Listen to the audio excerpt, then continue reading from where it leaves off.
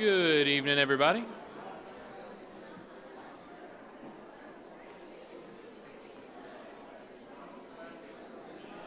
Good evening, everybody. We welcome you all to the North Jackson Church of Christ, and we thank you for your presence, especially to all of our visitors. If you would, please fill out an attendance card on the pew in front of you, blue for our visitors and white for our members. Those will be collected towards the end of our services. We'll get started tonight with number 756. 756. We'll sing the first and the last verse. Sing the wondrous love of Jesus, sing his mercy and his grace in the mansions bright and blessed. He'll prepare for us a place when we all get to heaven. What a day!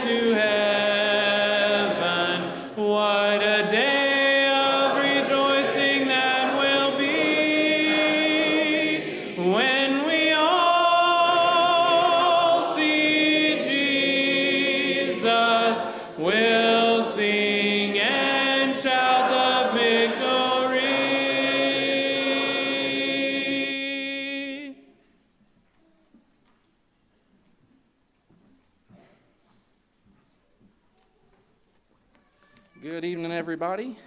First off, I'd like to thank Brother David and the elders for giving me this opportunity to speak to you tonight. When I saw Ellis run up here, I thought he was going to take my place, but unfortunately not. So a couple of months ago, Megan and I, we decided that we were going to take a trip to visit my brother, who is a missionary over in New Zealand, and we just wanted to go visit his family and also just go see the beautiful land of New Zealand there. But while it was a great idea to go visit and do all the cool stuff there, the traveling was pretty awful. Before we left for our trip, we had asked a lot of people for advice and tips on what we should do when traveling with a 1-year-old and a 3-year-old. A lot of people had some good advice, but most of the time their flights, they said, were about 3 to 4 hours, which is a pretty reasonable time. But unlike our flights were 14 or 15 hours, something like that, we needed a lot of help from a lot of people. So, and we also got a lot of comments on how brave we were for trying to do something like this. And later I found out the word brave isn't the typical use of the word brave. It means, why in the world did you do this to yourself?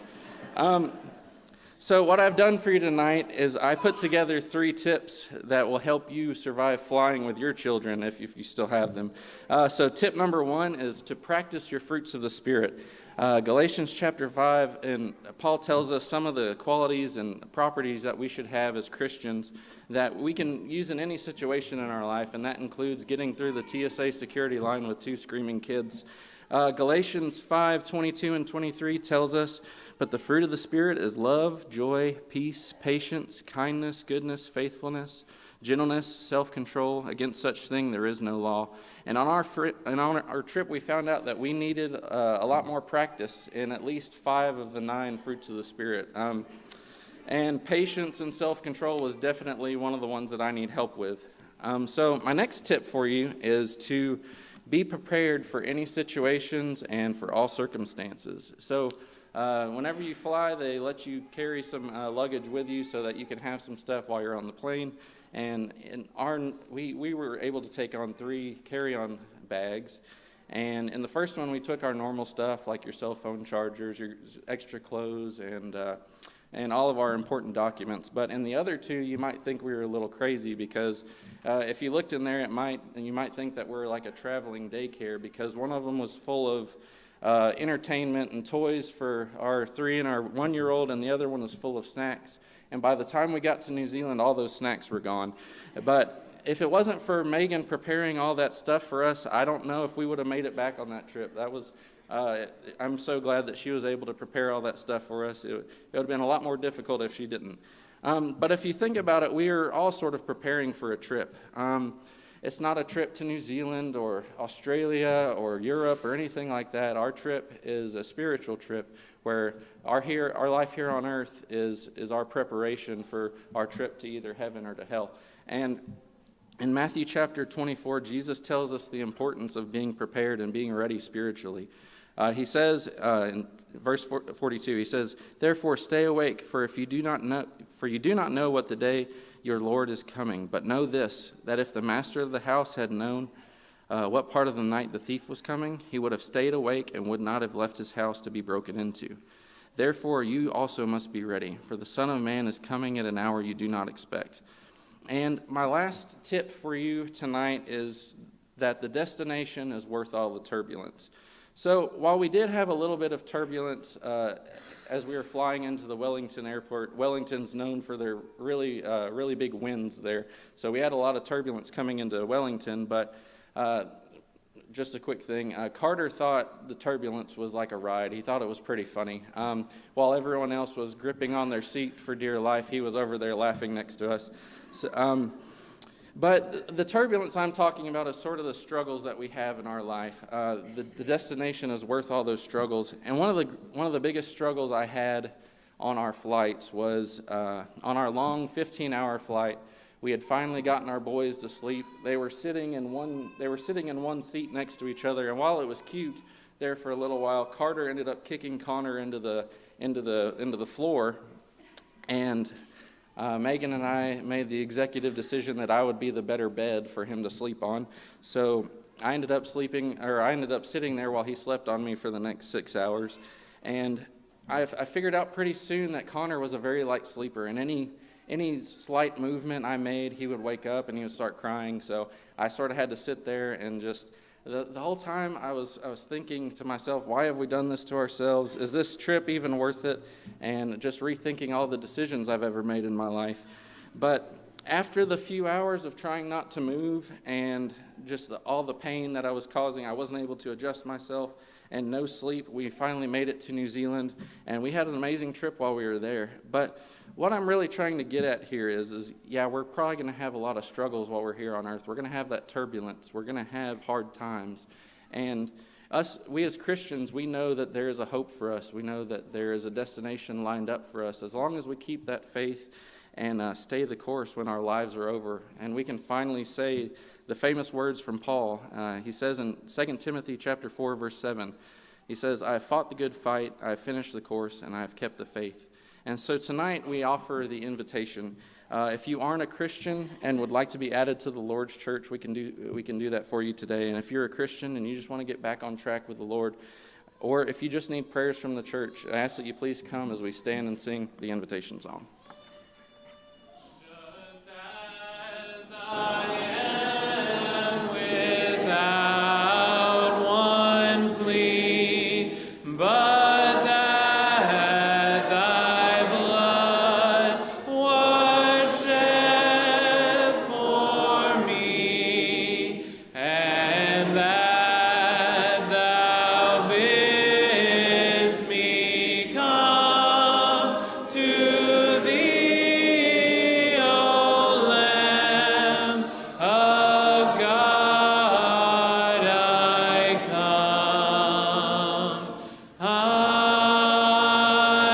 come, just as I am, and waiting not to rid my soul of one dark blot, to thee whose blood can cleanse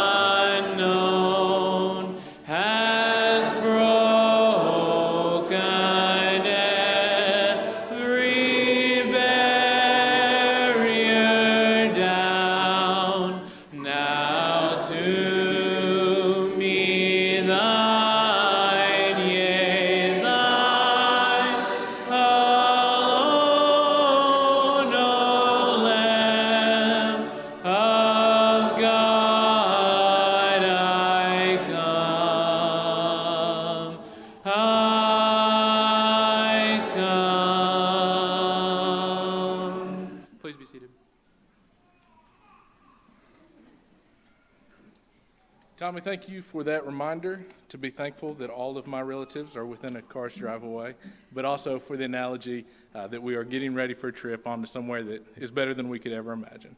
Good evening and welcome to the midweek Bible study at the North Jackson Church of Christ. If you are visiting with us, we'd like to let you know that you are our honored guest and we invite you back any and every opportunity that you have. If you would fill out one of the blue attendance cards in the seat back in front of you and pass those to the aisles. Members, if you fill out one of the white cards and pass those to the aisles as well, our ushers are collecting those now. We would like to offer our heartfelt sympathy to Hal and Mary Ferguson and the death of Hal's mother, Betty Ferguson, on Wednesday, November the 9th in Union City, Tennessee. Betty was also the grandmother of Seth Ferguson, Nathan Ferguson, and Sarah Hall. Funeral arrangements are incomplete at this time, but please check back later and we will have that information. In church events, if you know of a family that is in need of a Thanksgiving meal, please turn in their name as well as their address to either Glenn Carden or Red McCaskill by this Sunday. If you plan to help with the packing and the delivering of those meals, please sign up by this Sunday, November the 13th. The prime timers will be going to Crenshaw's Catfish Restaurant in Trenton, Tennessee on Thursday, November the 10th. The bus will leave here from the church building at 3:15 p.m. The tweens will have a devotional followed by Bible trivia challenge and a pizza party at the home of Travis and Alicia Johnson this Saturday, November the 12th from 3:30 to 5 p.m. Tweens, please remember to bring your Bibles. The Lads to Leaders events that are meeting here this Sunday, November the 13th, will be Puppets, the 4th grade and below, at 4 p.m., Song Leading for Boys at 5 p.m., Songs of Praise at 5 p.m., and Know the Books will meet at 5:30 p.m. In youth news, the youth group and those that are young at heart, maybe not as agile, are invited to play flag football on Sunday, November the 13th at 2 p.m. at North Park. So if you're feeling competitive and feeling youthful and want to take on these guys, there's going to be a flag football game at North Park. The seasoned seniors will eat lunch in the fellowship hall following the morning services on Sunday, November the 13th. Please sign up by tonight if you plan to attend, and Group 4 will be hosting this meal. And lastly, the elders have announced an update on the Hurricane Ian relief effort this past Sunday. Contributions will be forwarded to the congregation on the west coast of Florida in the near future. Those who would like to donate towards this effort may do so by this Sunday, November the 13th. And finally, dishes have been returned. If you have lent out or given out some dishes with some food in them, you can collect those up at the table in the back of the foyer there. Here in a second, we will have a closing prayer by Al Earls and then a dismissal song, again led to us by Jared Davis. If you would, let us stand.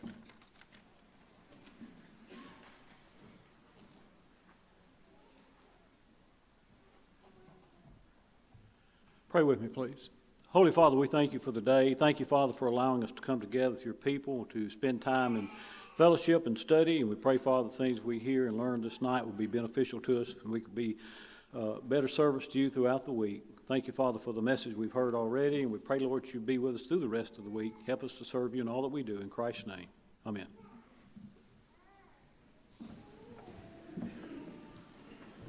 After the singing of the first verse of number 660, we'll be dismissed to our classes. There is a habitation built by the living God for all of every nation who seek that grand abode. O Zion, Zion, I long thy gates to see. O Zion, Zion, when shall I dwell in thee? You're dismissed.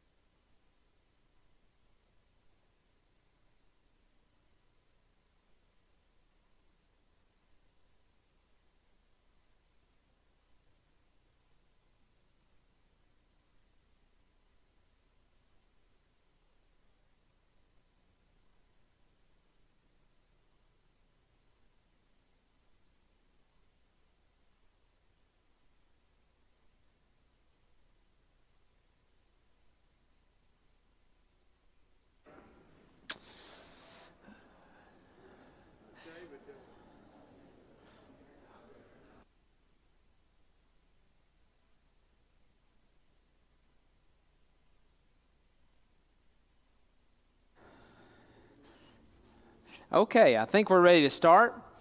Tonight we're going to have a discussion on another argument for God's existence. I think you're having a little mini-series of classes on the different theistic arguments, and this is the last of 3 major arguments, and there are a lot of variations on the ones that you've been hearing. So we could certainly have a longer discussion on this, and we'll bring these arguments up from time to time in Bible class lessons and sermons. Then next week, you're going to have a lesson, if I understand the plan right. I'm not giving it, but if I understand the plan right, you're having a lesson next week on the main argument in favor of atheism, which is the argument from evil, pain, and suffering. That is, that there could not be an all-powerful and all-loving God, because if there were such a being, there would not be evil, pain, and suffering, or at least not as much as we experience. So that'll be the discussion we have next week. I have a slideshow. I hope we're able to see it. Is it going to be able to, it's not going to come up? Oh dear. Is it showing that it's even there?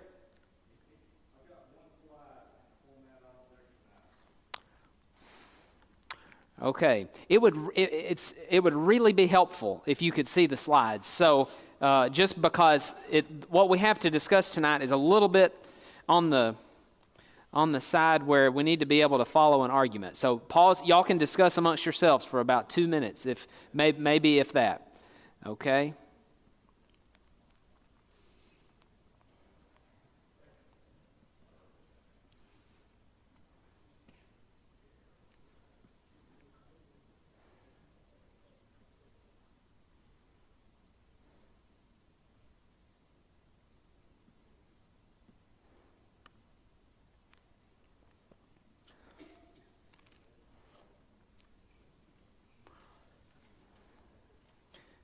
Okay, it's coming up. It says it's supposed to be to you in 7 seconds.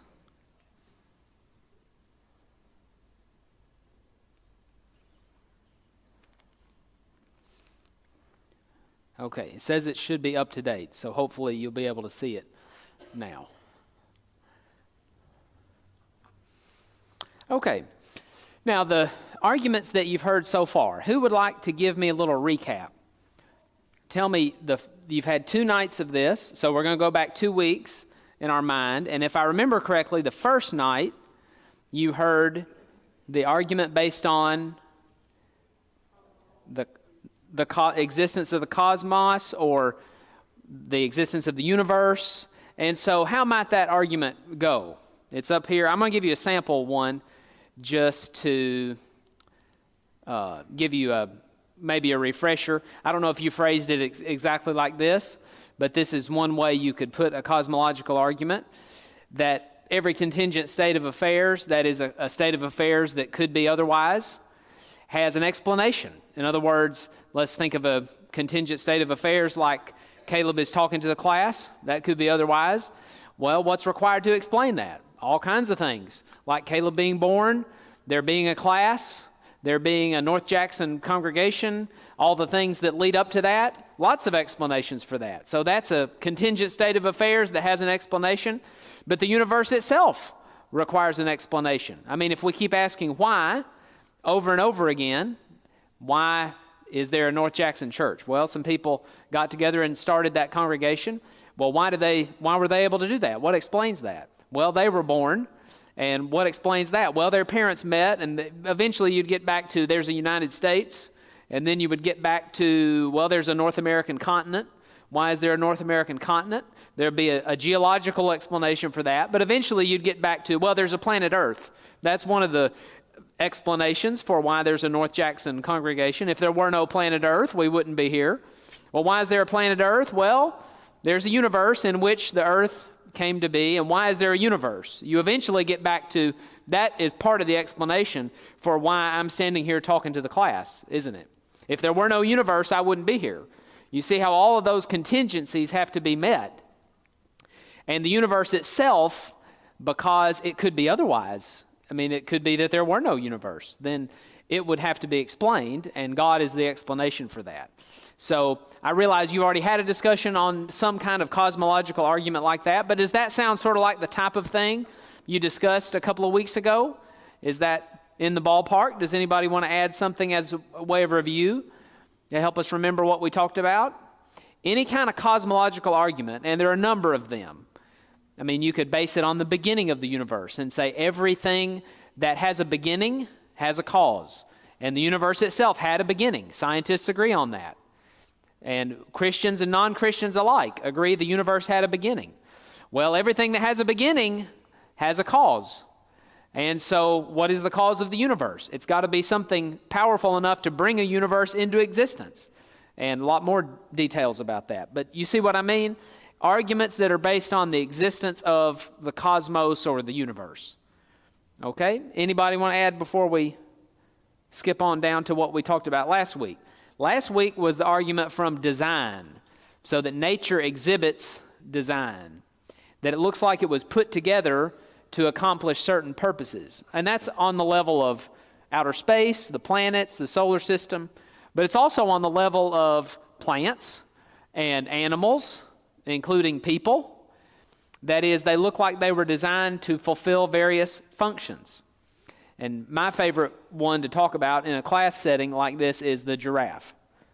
Because, the giraffe has to have a lot of structures in place in order to function as a giraffe, and they all have to be present at the same time, or he'll be dead. The giraffe has to be able to get plants from up in a tree, so he has to have a really long neck that has to be supported by very strong muscles and a unique skeletal system. But the same giraffe has to be able to bend down and get water from the brook. So the giraffe's heart is specially designed so that it can pump blood upward very strong so that it won't faint when it tries to put its head way up high in the tree. But that same heart is also restricted in the blood it can pump to the head by special valves in the neck, so that when the head goes down toward the ground, there are these special muscles and they contract so that the blood flow is stymied as it goes toward the head, so that its brain doesn't rupture because of the pumping of the blood down with the force of gravity whenever the giraffe puts his head down to the brook. Does that make sense? You see what I mean? So all of those structures have to be present at once, or the giraffe's dead. And the same thing could go maybe for bats. I mean, all animals have something like this, but think about bats. If bats don't have echolocation, then what happens to a bat when it flies into a stalactite or a stalagmite? It is a dead bat. So if all of the structures weren't present at once, there would be none of these creatures. And that includes us. How many different kinds of systems do you have in your body that allow you to function as a living human being? The skeletal system, the respiratory system, the digestive system, all of the systems, the neurological system, all of them work together to make it possible for the human being to exist and for the propagation of the species. All of that has to be present at once, or the human race stops. This is what we would call interdependence. Interdependence. So that is, in order for the organism to succeed, all of the systems have to be present working together. They actually depend not just on one other one, but all of them depend on all of the other ones. So that's a very complex kind of a system that requires design. And we could give other examples of this, but you see, that's how a teleological argument would work. Okay? And I've put these in syllogistic form, by the way. You see that? You know what a syllogism is? It's a method of presenting reasoning, where if the premises are true, the conclusion has to be true. Let me give you an example. Here's a sample syllogism. All men are mortal. Socrates is a man, therefore Socrates is mortal. Okay? That's a sound and valid argument. If the premises are true, the conclusion must be true. In other words, you can't say, I believe in the premises, number 1 and number 2, but I do not believe in number 3.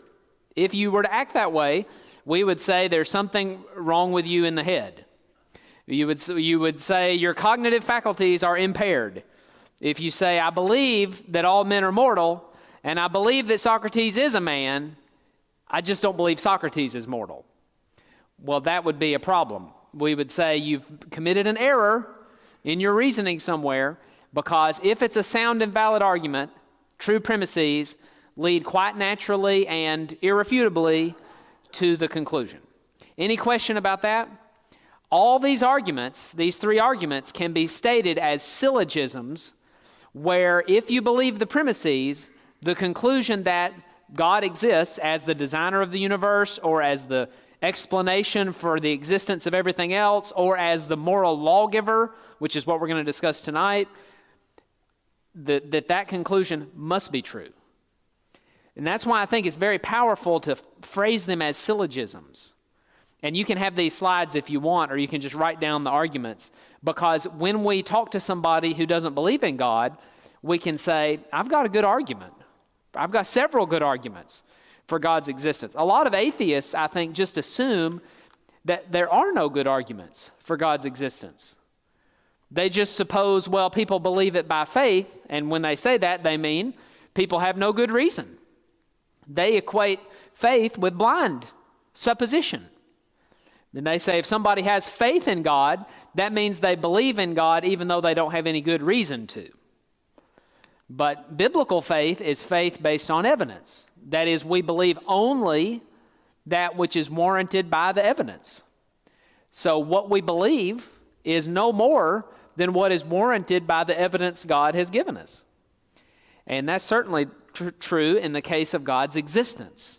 That's what we're talking about tonight. So if we can give them a syllogism, here's why it's so powerful. If we can give them a syllogism, then we can say, if you disagree with the conclusion, you have to show me a problem with one of the premises. Think about that. If I'm giving you a syllogism for the conclusion that God exists and you disagree with it, fine, but you've got to show me which of the premises is problematic. And then we can talk about the evidence for the premises. Okay? Does that make sense? So it's a way of holding everybody's feet to the fire and saying, don't just tell me you don't think God exists because you don't like the idea or because you don't think I have a good argument. Tell me what's wrong with the argument. And in that case, what you've got to do is show me which one of the premises is wrong. So, for example, when we look at this one, do you believe that the universe is not a contingent state of affairs? In other words, are you going to disagree with number 2? Well, in that case, what you mean is we have no choice, that there's no contingency in the universe. That is, everything is so predetermined that we have no freedom. If you eliminate contingency from the universe, then I have no choice as to whether I raise my arm right now. All of that's been predetermined. And so everything is already set. But nobody likes to think that way. Nobody really believes that everything is already preset.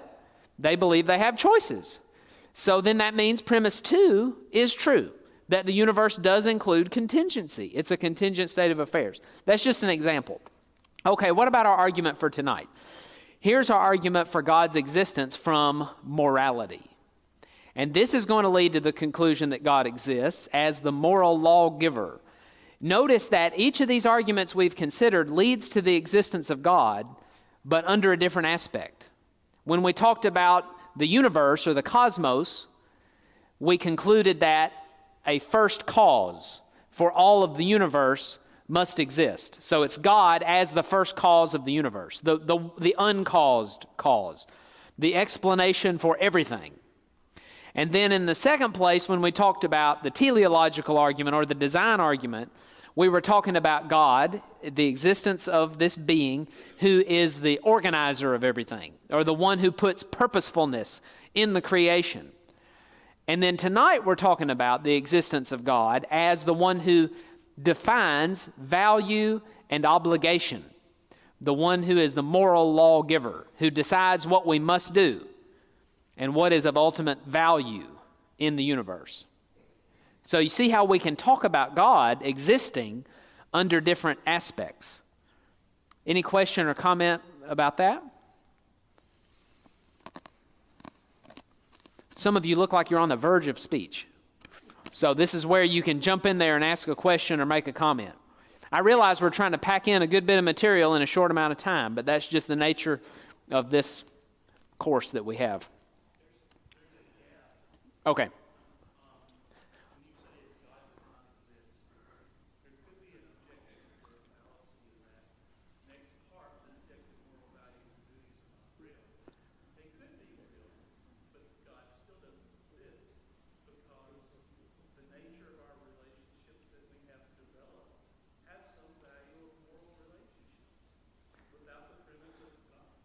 That's the objection.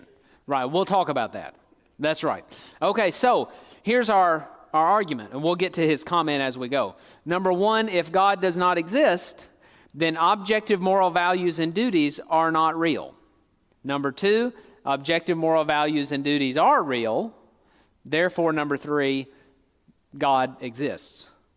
Okay, what is objective moral value and duty? What does that phrase refer to? Do y'all know the difference between something being objective and something being subjective? I think we're pretty well familiar with that. For example, if you were in school, you had objective tests and subjective tests, and most people like the objective tests.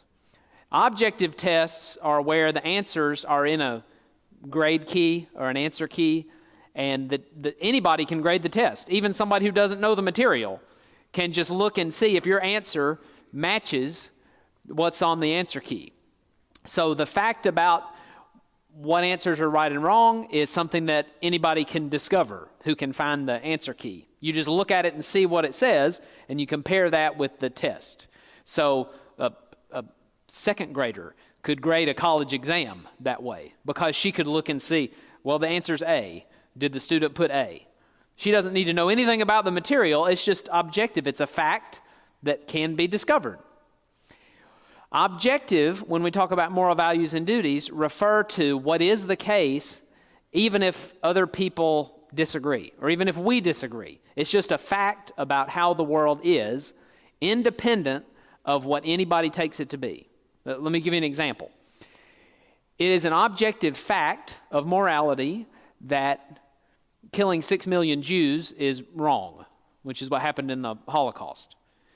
And that would still be wrong even if the Nazis had won the Second World War and had succeeded in killing or brainwashing everybody who disagreed with them. It would still be wrong.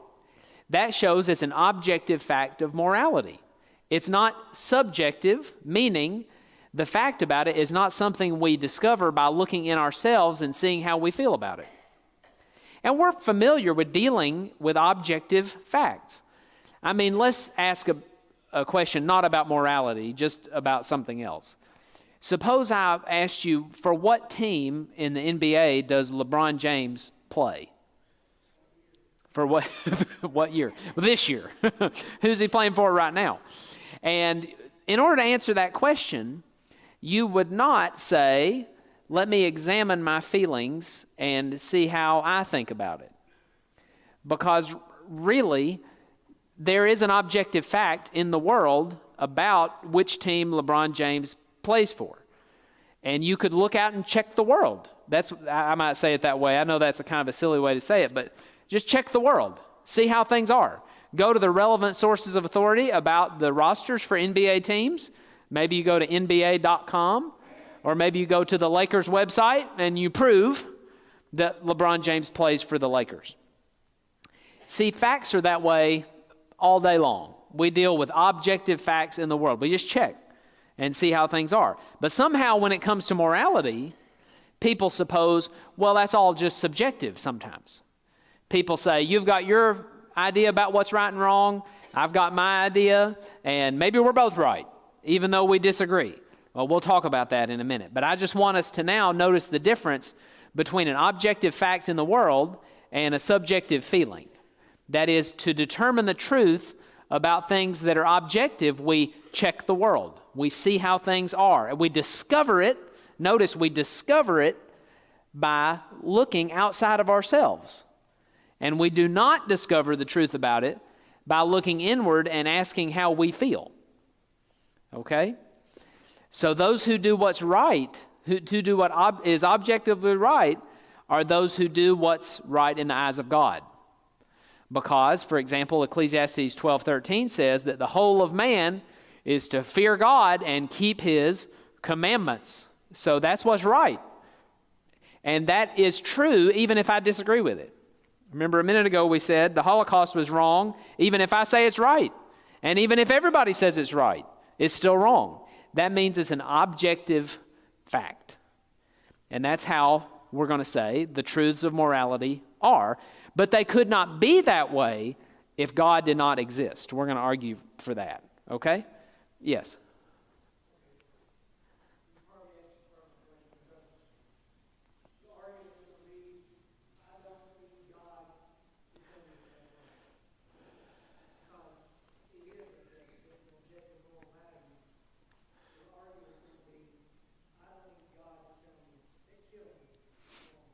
Right. Okay, now let's do this.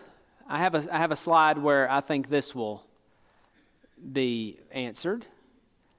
Okay, we're not claiming. Notice what we're not claiming. This will answer the question. The question is, what if a skeptic says, "Oh, I can live a moral life. I can know what's right and wrong without having to be told by God. So I really don't need God in order to live a moral life."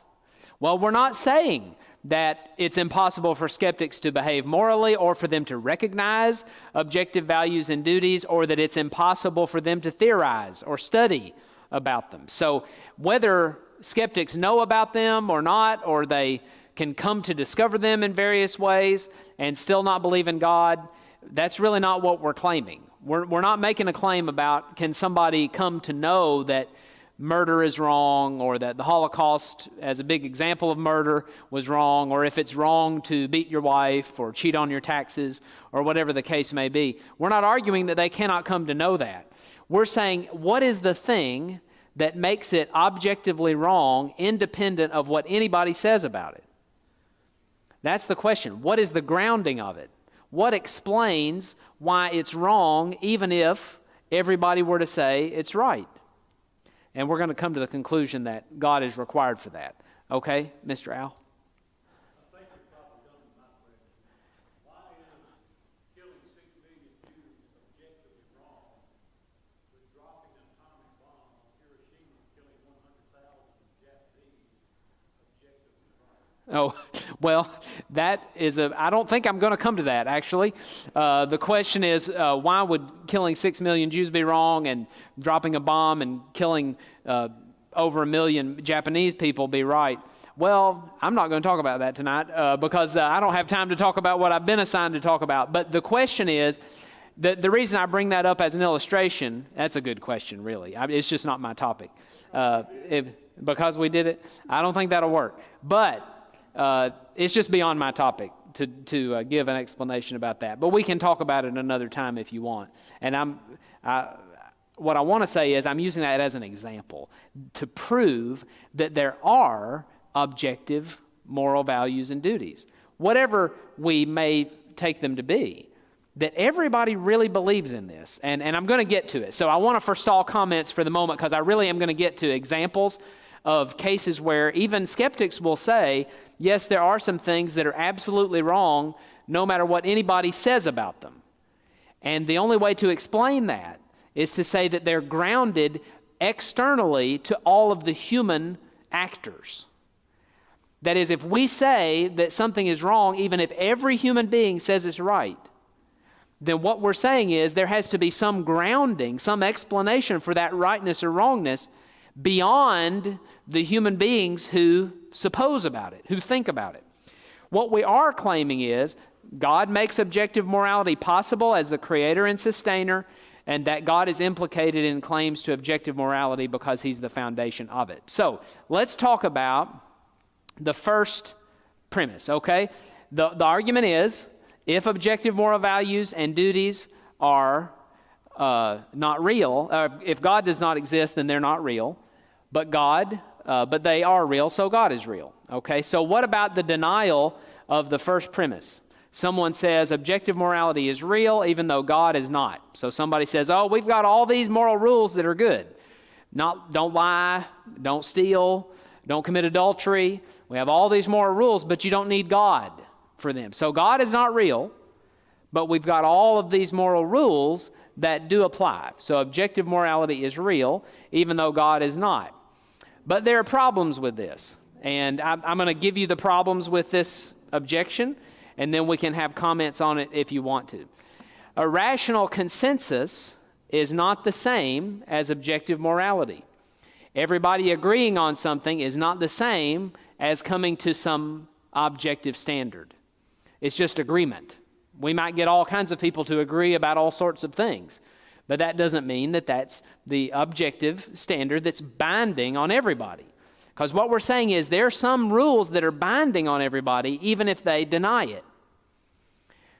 I mean, for example, if someone came to you and said, I'm going to kill you, and you say, I wish you wouldn't do that. And they say, well, why shouldn't I? I feel as though I should.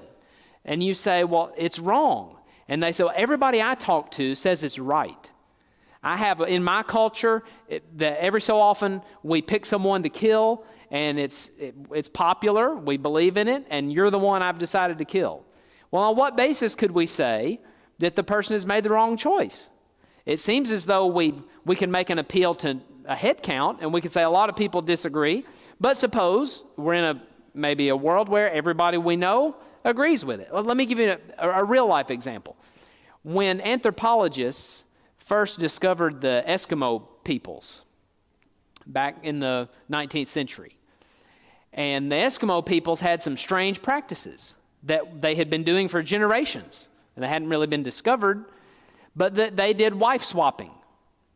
And they also exposed their baby girls to the elements, because baby girls in those climates were not helpful for hunting, and they were an extra mouth to feed. And so the Eskimos felt that these little girls inhibited their survival, so they just put them out for the wild animals or for the elements. And so when these anthropologists discovered this, they were horrified, because it conflicted with their common sense morality that they had grown up with.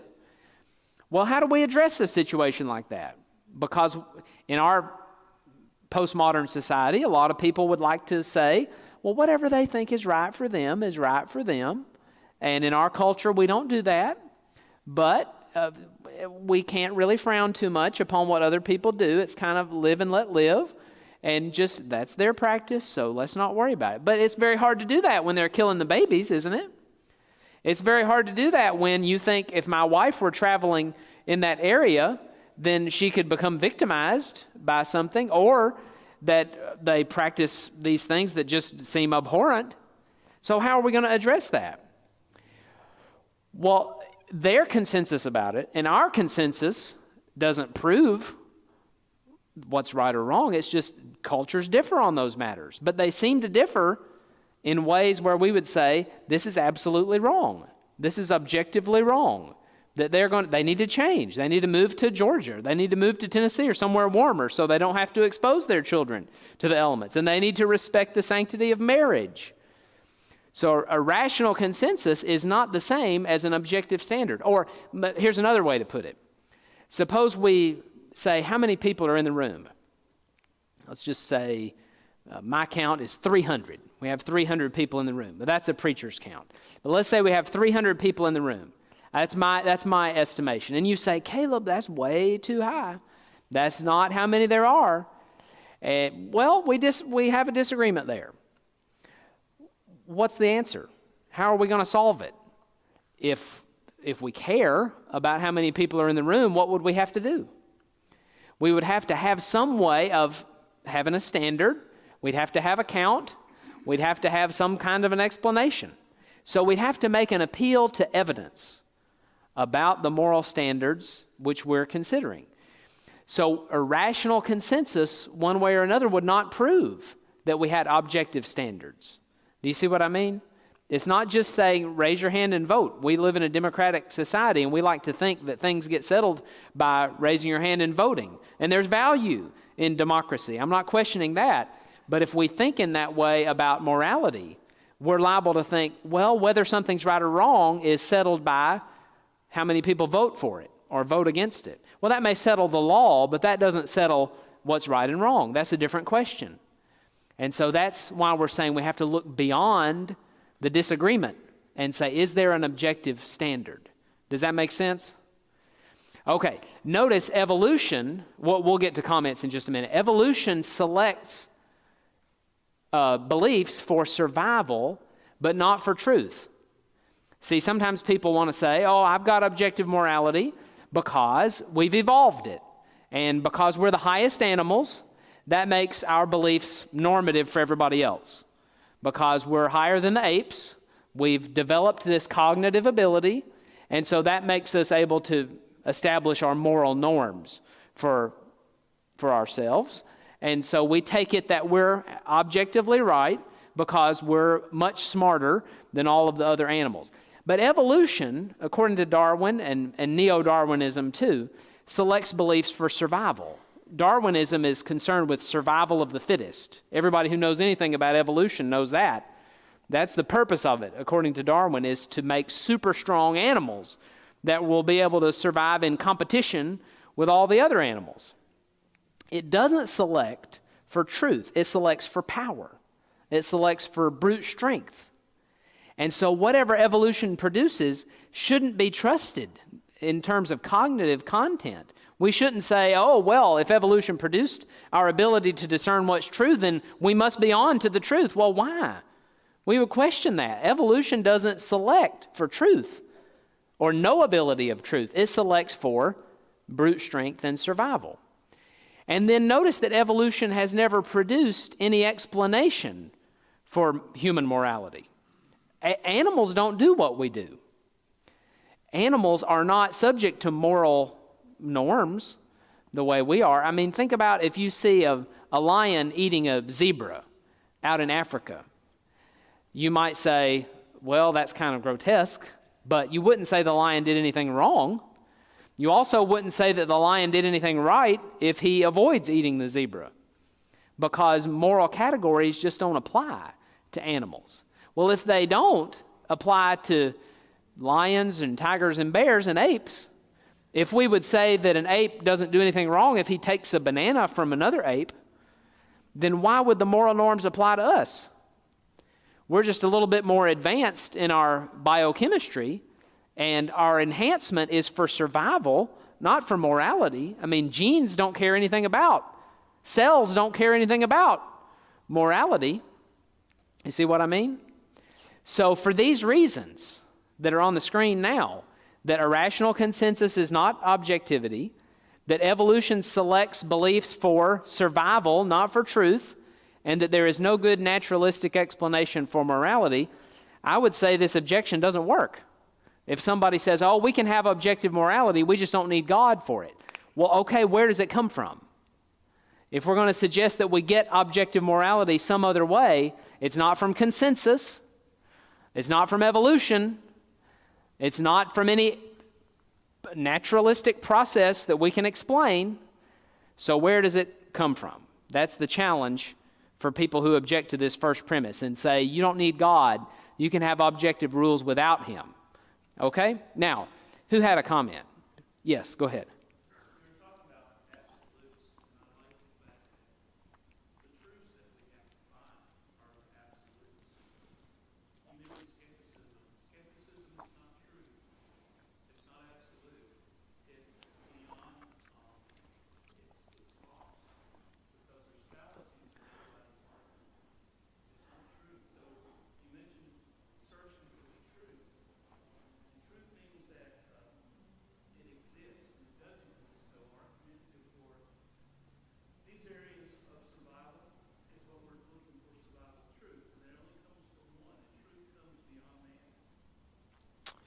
Yes, I think, if I understand what you're saying, I think that's right.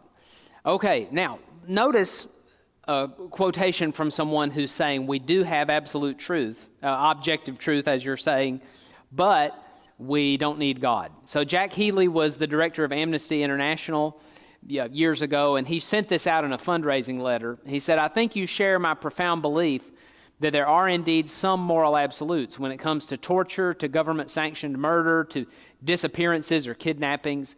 These are no lesser evils. These are outrages against all of us. Well, we would say, sure, that's right. But he's going to take an additional step and say, you don't need God to explain why all these things are wrong. Bertrand Russell says, oh, you get it from evolution. He says, ethics arises from the pressures of the community on the individual. It's herd morality. We're just like a herd of wildebeests or whatever. We just go in the same way. We're just pressured by one another to act the same way, social pressures, peer pressure. He says, man does not always instinctively feel the desires which are useful to his herd. The herd, being anxious that the individual should act in its interests, has invented various devices for causing the individual's interest to be in harmony with that of the herd. One of these is morality.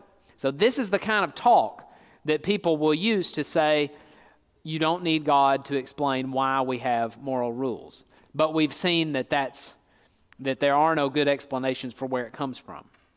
Okay? Now, let's see. I'm going to skip over some things for sake of time. I've got some things I want to share with you, but we'll probably have a chance to share them in a later session, some other day. But here's the second premise. The second premise says there are objective moral values and duties. The first premise was, if God is not real, then we don't have objective moral values and duties. But number two, the second premise says we do have them, and that will lead to the conclusion that God exists. But what about the idea that we don't have objective moral value, and that actually whatever we have is just preference? A lot of people go that route. Skeptics of God will say, well, the argument doesn't work because there's no such thing as rules that everybody has to go by, or rules that are true for everybody. Oh, we're just culturally conditioned. It's just my group. It's just the people I hang out with or the people I know, people in my society. For example, Richard Dawkins says it's just genetics. Whatever we think about what's right and wrong, it's just a function of our genes. Notice what he says, life has no higher purpose than to perpetuate the survival of DNA. So long as DNA is passed on, it does not matter who or what gets hurt in the process. Genes don't care about suffering because they don't care about anything. DNA neither cares nor knows. DNA just is, and we dance to its music. This universe that we observe has precisely the properties we should expect if there is, at bottom, no design, no purpose, no evil, and no good. Nothing but pitiless indifference. Well, are we ready to accept that way of thinking? I mean, to say there's no evil and no good, no objective moral values and duties, is very strong. What you'd have to say is that hurting a poor person is no worse than helping a poor person. And raping a little girl is no different than teaching a little girl to read, morally speaking. That they're all on the same level. And I'm not aware of anybody who's willing to do that. I think something is wrong with their suppositions. Maybe something's wrong with them psychologically, if they're willing to say that. But to object to this second premise and say there is no objective standard is to take a position like to go back to the Holocaust example, what the Germans took in the Nuremberg trials, when they said, well, we didn't violate anybody's laws. It was in keeping with German law for us to kill all these people. So it was perfectly permissible what we did, no problem. And then the Chief Justice of the United States Supreme Court said, you violated a higher law. In other words, he was saying there is an objective standard and you violated it. But the denial of the second premise, you see how some people really don't want to accept the conclusion. We started out saying it's a syllogism. If you're going to reject the conclusion, you've got to argue with one of the premises. And the first premise, the argument with the first premise is to say, oh, we can have rules, we just don't need God. But there's no explanation for that. There's no reason to think that. And then the second one is, well, we don't really have rules. We don't really have any rules that everybody has to go by. Dawkins, who's one of the most famous atheists ever, he teaches biology at Oxford, and he says, we are survival machines, robot vehicles blindly programmed to preserve the selfish molecules known as genes. We and all other animals are machines created by our genes. So if a person rapes or pillages or kills or steals, can he really be blamed for it? Well, no, he's just a machine. He's like a robot, and he dances to the music of his genes. That's what Dawkins says. Notice what Michael Roos says.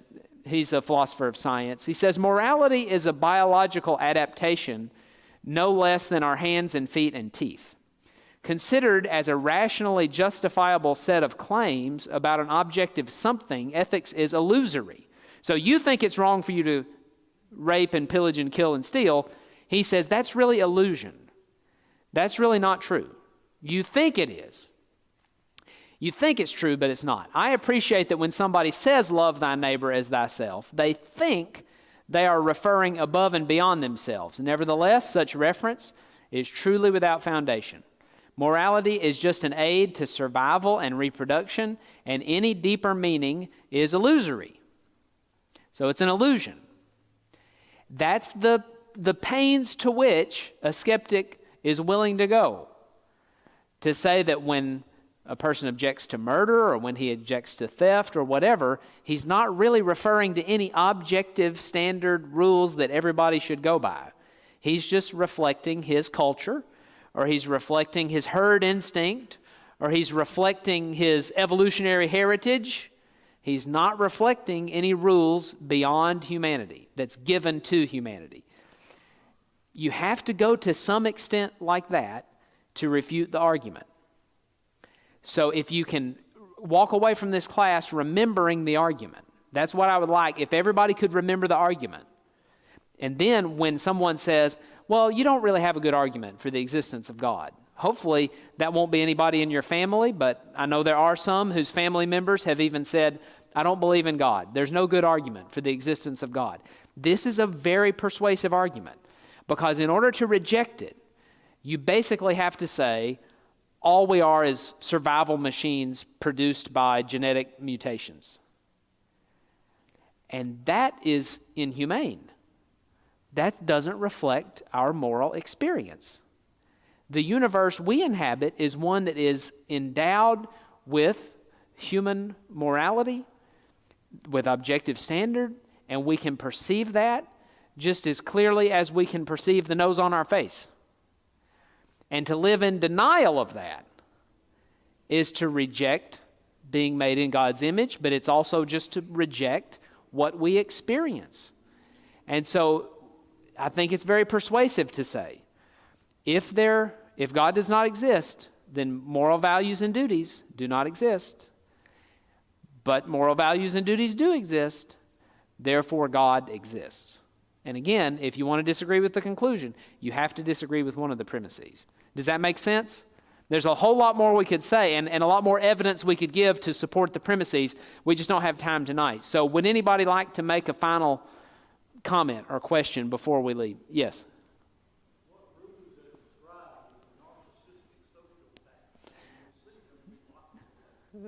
Okay, Brother Al, from experience, he says that what Michael Roos describes is a narcissistic, what was the other adjective? So, a narcissistic sociopath. And what is being said is that it's a type of mental illness that results in people being locked away. And that's sadly true.